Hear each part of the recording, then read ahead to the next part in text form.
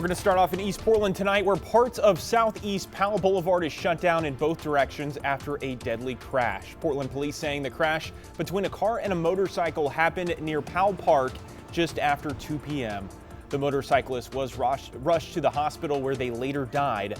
Right now, Powell is shut down between Southeast 26th and Southeast 29th Avenue. If you have any information about the crash, you're asked to reach out to Portland Police using the email on your screen. Thanks so much for joining us tonight. I'm John Adams. Oregon's primary election is less than 60 days away, and tonight we're hearing from two Republicans hoping to become the state's next governor. Our Jake Holter sat down with both of them to talk about some of the issues the state is facing. Jake? That's right, John. I spoke with both Oregon Senator Christine Drazan and former Portland Trailblazer Chris Dudley, who are both giving it a go for the governorship for a second time. Two of the biggest things we discussed were the state of education in Oregon and the new price tag on the I-5 bridge. The cost to replace the I-5 bridge has more than doubled, now expected to cost nearly $15 billion. Two-time Republican candidate for governor and former Portland Trailblazer Chris Dudley says the bridge was a topic of discussion when he last ran in 2010. We have to have leadership that says we've got to get this done, we've got to focus on it, we have to be realistic, and we have to have a plan to get it done. And it's a complete lack of leadership where literally, I was talking about this 16 years ago, that we needed to get on it and get it done. And here we are, and the cost has gone up by fivefold, and we're no further along. Oregon State Senator Christine Drazan says the project has been bogged down by unnecessary additions. The current bridge plan includes a light rail extension, bike paths, and 3 new bridges to Hayden Island from the Oregon side. We need a bridge that functions. We need a bridge that addresses capacity for the next 100 years. And we do not need all the bells and whistles and everything that they've attached to that bridge. They're trying to achieve too many competing objectives. We need to build a bridge. Another issue we discussed, the $50 million budget deficit Portland Public Schools is facing. Just this past week, teachers approved a proposal to cut 3 school days, which Dudley says isn't fair to students. Too often the kids are the victims of these budget impasses, and we have to focus on how are we better serving our kids? How are our kids getting the education that they deserve? Because right now we're failing our kids, and that's not acceptable. Drazan says there needs to be a crackdown on absenteeism, especially as Oregon elementary students have some of the worst test scores in the country. My legislation would restore a focus on reading in the 3rd grade.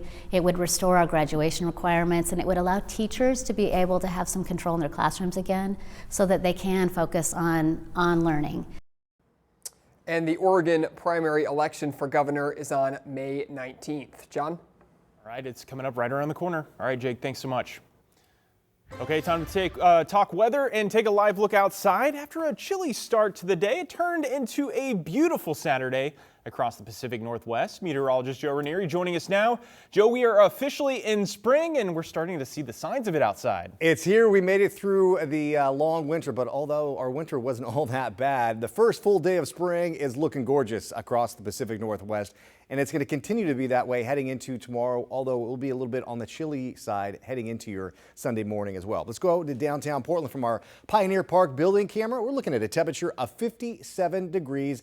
Beautiful conditions across the Pacific Northwest. Again, we did see some cold temperatures earlier this morning, but tomorrow morning, not only is it going to be cold, we're also going to be seeing some areas of widespread frost because we're going to be seeing clear skies overnight. Looking into tomorrow will be pretty much clear late tonight and into tomorrow. Some high clouds will kind of roll through at times by the morning into the afternoon, but again, we're still going to be seeing dry conditions. And then Monday, we'll start to see some clouds increase. You stay dry all day on Monday, going into Tuesday and into the middle part of this upcoming week, spring break for a lot of folks. You are going to be seeing some wet and windy conditions, but basically it's a 2-day event, John, and things will get back to seeing some nice conditions. So if you're sticking close for spring break, it's not going to be all that bad. I'll talk more about that in a few minutes. All right, Joe, thanks so much. New here at 5, Senate Republicans have blocked a bill that would have funded the Transportation Security Agency. Funding for the Department of Homeland Security ran out over a month ago as Democrats called for reforms to the country's immigration agencies. President Trump today warning he will send ICE agents to airports to handle screening if Democrats do not fund DHS as a whole. Hundreds of agents have quit. Even more have called out as security wait times at the nation's largest airports ballooned ahead of the spring break travel rush. Republicans pointing the finger at Democrats saying agencies like ICE need to be reformed after immigration agents shot and killed 2 U.S. citizens. 35 days they have blocked every effort to reopen the Department of Homeland Security. Republicans still have not accepted that the American people want legislation, real legislation, to ensure the kind of brutality we saw in Minneapolis can't happen again. At last check, wait times for security at PDX were running normally. Now to a list representing some of the thousands of grants cut by the Trump administration last year. A new federal lawsuit is revealing how the Department of Government Efficiency, or DOGE, used AI to decide who lost funding. Evan Watson shows us how it went down and spoke with grant recipients who missed out. At the University of Oregon, English professor Maddie Burkert specializes in theater history. She created the London Stage Database, uploading 52,000 nights of theater records from a 140-year period to a free online portal. A brilliant new resource for scholars, genealogists, historians, and data journalists. The National Endowment for the Humanities gave her a grant to expand it. Last spring, she lost that funding, based in part on a quick ChatGPT review. And of course, I find it incredibly concerning because these were grants that were awarded incredibly competitively on the basis of extensive expert peer review. The depositions of staffers who worked for Elon Musk's Department of Government Efficiency, part of a federal lawsuit seeking to restore funding, reveal how DOGE cut more than 1,000 grants in a matter of days. I think it was more important to reduce the federal deficit from $2 trillion to close to zero. Did you reduce the federal deficit? No, we didn't. The workers asked ChatGPT if any existing grant projects related to diversity, equity, or inclusion.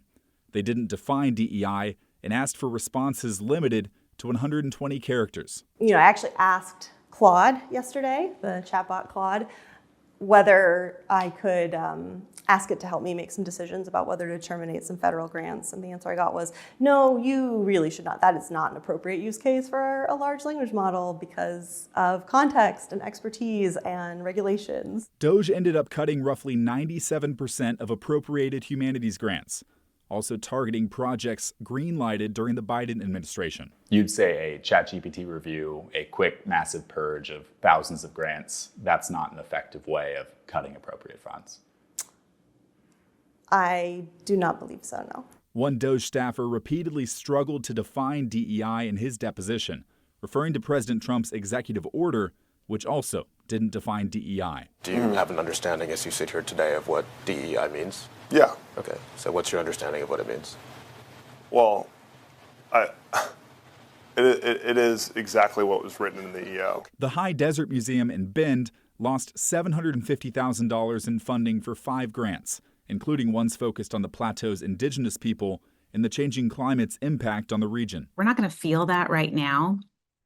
We're going to feel it a couple decades from now. What we lose are the stories of our humanity in that documentation, the nuance of what it means to be an Oregonian. The University of Oregon provided bridge funding to help Burkert continue her research, and she reduced the scope of her project with the loss of that federal grant. These grants far over-deliver in terms of the value that they offer to our shared public and civic life. Evan Watson, KGW News.